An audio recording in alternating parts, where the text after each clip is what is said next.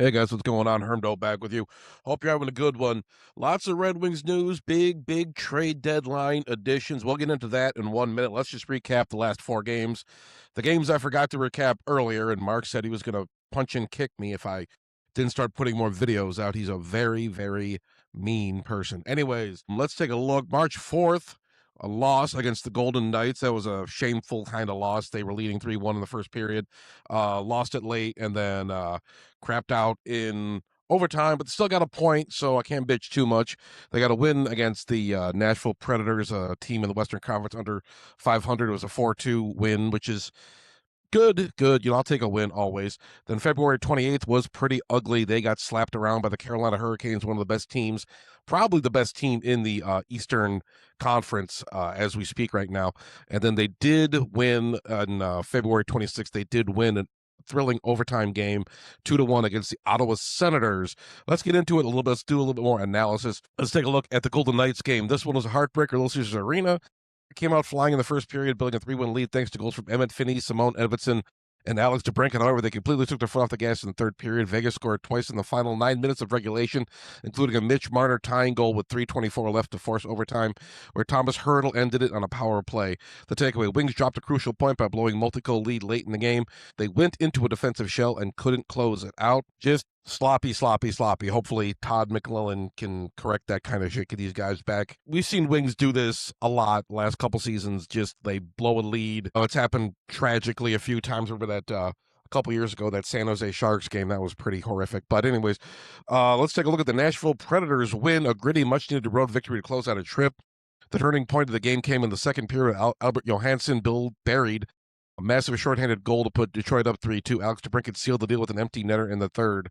The biggest story here was the crease. John Gibson left the game after the first period with an upper body injury. Cam Talbot came in cold for relief and was absolutely stellar, stopping all 18 shots he faced to lock down the win. Hopefully Gibby's all right. Anyways, February 28th at Carolina Hurricanes, Detroit ran into an absolute buzzsaw. The Hurricanes are the hottest team in the East, and they showed why. Carolina jumped out to a 3-0 lead early in the second period, while Simone Edvinsson and Patrick Kane scored within 47 seconds of each other late in the second to make it a one-goal game. The Canes suffocated them in the third and pulled away.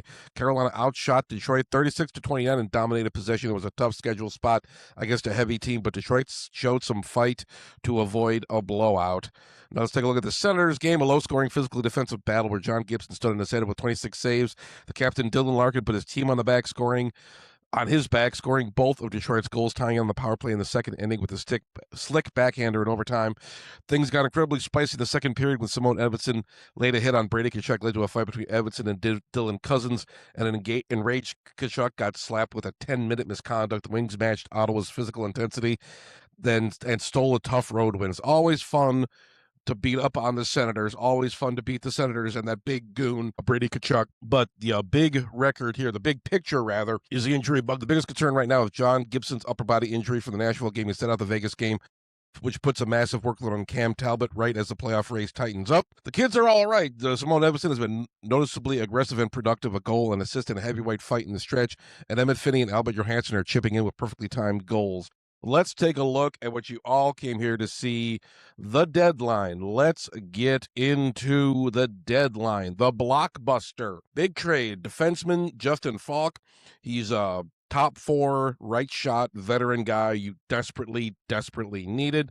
But the price was high. They got rid of Justin Holl, which Justin Holl was god-awful. God-awful. The guy stinks. Every Red Wings fan wanted him gone. A good guy, a nice guy. He didn't bitch when he got sent down to Grand Rapids. He probably had some fun times on the Griffins. Good for him. He was not the answer. He was not the answer. But and of course, you still got, you still got Ben Sherratt. People shit on Ben Sherratt a lot, but he's been really good for us this season. I can't hate him too much. Travis Hamonic, I don't know what's going on with that, but now with Justin Falk in, Travis Hamonic might as well just pack up his mustache and leave. But we also lost prospect Dmitry Bachelnikov, which is a real shame because I was really looking forward to seeing how he could slot in with the Red Wings. He's 22 years old, hasn't broken into the league yet. It's kind of one of those things, but he had a lot of upside. I was kind of sorry to see him go, but we also got rid of a 2026 first round pick and a 2026 third round pick. Heavy price for Justin Falk. who is 32 years old and on a 1.5 year deal. So he's going to be with the Wings next year. But I really, really hope they make the playoffs. But anyways, they also acquired forward David Perron for a conditional 2026 fourth round pick. David Perron has been a very solid winger this season. He's been very good for the Ottawa Senators. Senators are obviously, kind of out of the playoff race right now. But David Perron, a familiar presence, good locker room guy, can really add to the middle six. That's what you need. Good veteran guy. But yeah, so I'm pretty happy about that. But we also got a 2026 third round pick, originally San Jose's, and we sent forward Elmer Soderblom. Remember Elmer Soderblom? He was kind of a highly touted prospect. People thought he was going to be kind of one of the rare late round gems. Maybe Stevie could turn into something. He only had 3 points this year in like 60 games.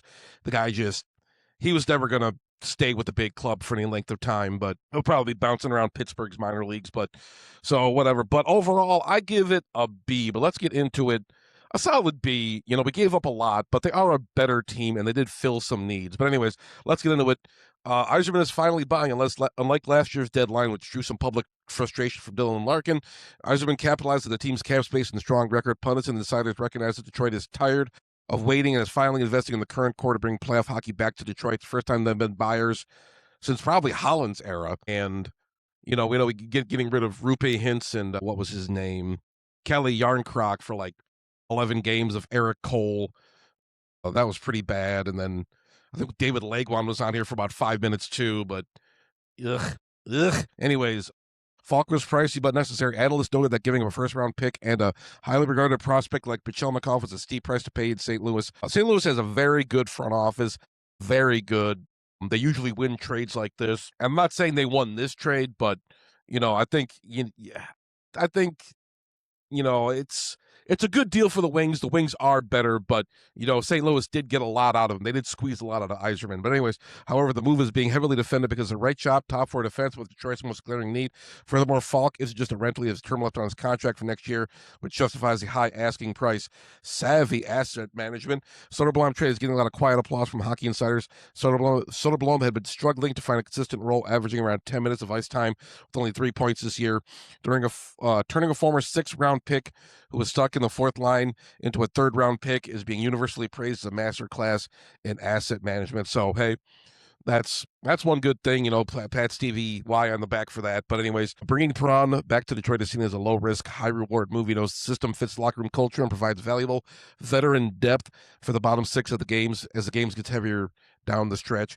Even though Detroit missed out on some of the rumor mill favorites they were linked to for weeks, like Vincent Trocheck or Brandon Carlo, they addressed their biggest defensive need, bolstered their depth, and managed to recoup a third-round pick in the process.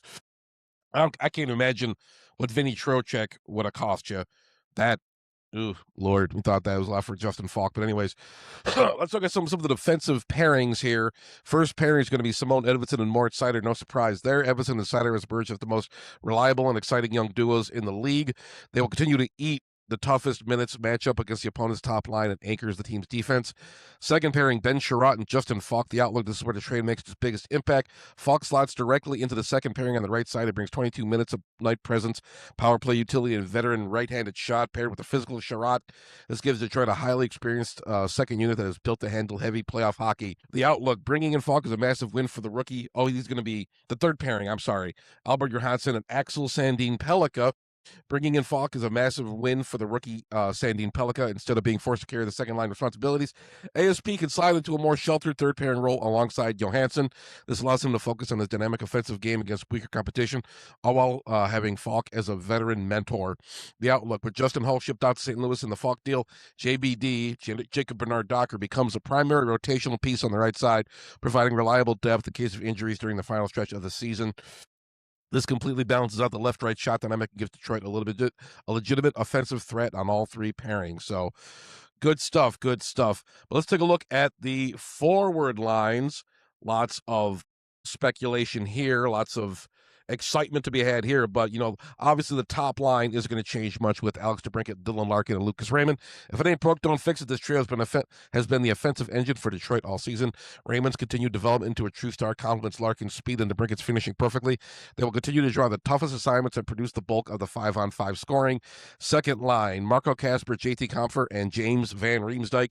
This line offers a great blend of youth, responsible two-way play, and veteran scoring touch. Kasper has really found his footing this season, bringing energy and forechecking, while Kasper, okay, I had AI write some of this, but Kasper kind of had a pretty big dead period of quite a few games where he didn't put up a single goal. But still, I like Kasper. I think he's got a high upside.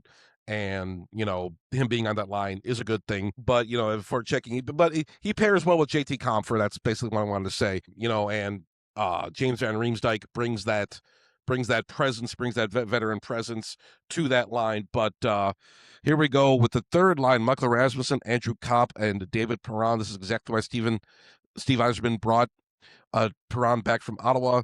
This immediately becomes Detroit's heavy line. Rasmussen and Kopp are already a nightmare to play against on the cycle, and adding Perron's edge, puck protection, and veteran savvy makes this an ideal playoff-style checking line that can still chip in offensively. Fourth line.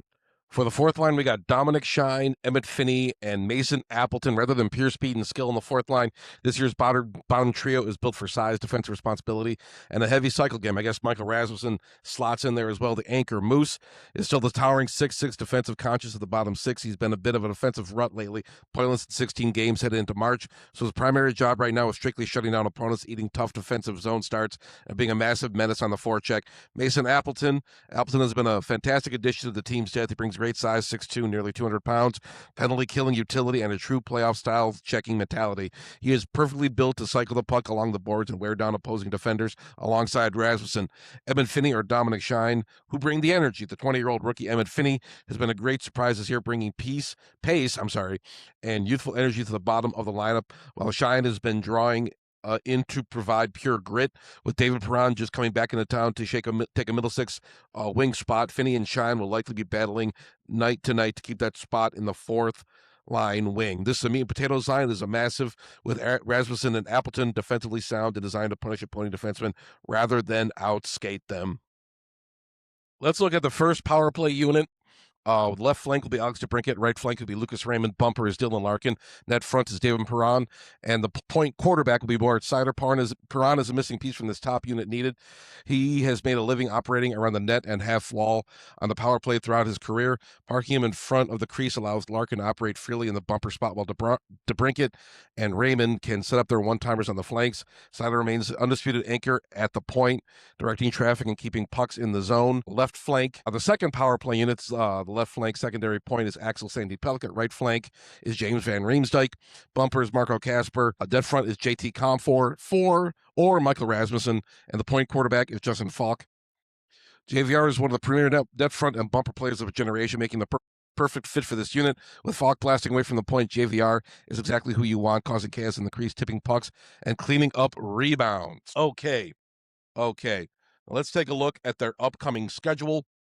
Here's the upcoming slate for the Red Wings to post-trade deadline. Rosters getting thrown right into the fire with a tough stretch against some of the league's heaviest hitters. This will be the perfect proving ground for a lineup that just added the physicality and veteran grit of Falk and Perron. Upcoming Detroit Red Wings schedule for March: tonight, March 6th versus the Florida Panthers at home. March 8th versus the New Jersey Devils. That's at New Jersey. March 10th at Florida Panthers. That's also in Florida. March 12th at Tampa Bay, which is also in Florida. March 14th at the Dallas Stars, which is also in Dallas. And March 16th versus the Calgary Flames. That's at home. It's going to be a very tough 5-game stretch. Calgary Flames stink this year, so that's kind of a gimme. The Panthers, they've been playing better hockey lately, but they're still kind of struggling for a spot. But anyways, I can't take anything for granted. But playing the defending Eastern Conference champion Panthers twice the next 4 days is about as tough a test as you can ask for. Adding the Devils, Lightning, and a Western Conference powerhouse in the Stars makes this a brutal road trip. This is exactly why Yzerman went out and got bigger, meaner, and deeper at the deadline. The top six can handle the skill game, but having a physical second pairing with Sherratt and Falk, plus a heavy checking line with Rasmussen, Kopp, and Perron is going to be critical for surviving this gauntlet. Okay, let's take a look at the standings right now. Here's a look at the current Atlantic Division standings as of March 6, 2026. You have Tampa Bay Lightning with 60 games played. Um, with 80 points. Buffalo Sabres, number 2 in the Atlantic Division, believe it or not, also with 80 points. Detroit Red Wings pull up the 3 spot in their division with 77 points. Montreal Canadiens right behind them with 75. Boston Bruins with 73. Senators with 69. Maple Leafs and Florida Panthers rounded out with 65 and 63 points, respectively. But yeah, Sabres really been on fire. Hey, maybe they break their playoff curse too. That'd be nice. Both Detroit and Buffalo breaking their playoff curses. That'd be great. Detroit is a solid hold on the number 3 spot, and he's only 3 points out of first place in the division. Montreal Canadiens are breathing right down Detroit's neck. They have only 2 points behind. They are only 2 points behind and currently hold 2 games in hand, meaning the Wings have zero room to slump during this upcoming road trip. The defending Eastern Conference champion Panthers are stunningly sitting at the bottom of the division. This makes Detroit 2 upcoming games against them a prime opportunity to grab some crucial points against a struggling squad. So, yeah, Wings got a tough road ahead. The next few games will be very, very crucial to their standings. They can't afford to lose any ground, but fortunately, I think the additions of Justin Falk and David Perron will solidify this team, bring that crucial veteran presence back to this team. You got a little bit more creativity now. You can put, like we said, we could put Axel Sandin Pellikka down on the third line. You get rid of Justin Holl. You take Travis Hamonic out of the equation. Jacob Bernard Docker can slot around the right side. That's fine. David Perron slides in the middle six. You know, he could play with, JT Compher, James Van Riemsdyk. We got it. We got it rolling. We got it rolling. That this gives Todd McClellan more flexibility. I think it, brings more grit, to the team. These are good additions. I give it, like I said, a solid B. You gave up a lot. You absolutely need to make the playoffs, but I think these guys help you do it. It's still a Hermdo guarantee that the Detroit Red Wings will make the playoffs, probably as a wild card. But still, I think they're making them this year. That's a Hermdo guarantee. Hermdo guarantee. There's for other things I should be making guarantees about too, but we'll talk about that later. We'll talk about that later. Mark's been holding my feet to the fire. But anyways, that's all I got for you guys for right now. Don't forget to like, subscribe, and all that good stuff. We got tons of content coming your way, tons of streaming, all sorts of good stuff. We're going to have guests. I'm going to be joining Mark in his studio, in his basement. One of these days, I smell very bad, so Mark is very reluctant to have me down there. He's going to have to blast me with a hose before I go down there. But anyways, that's all I got for you guys. Subscribe to the Detroit Fan Forum, and I'll talk to you guys later.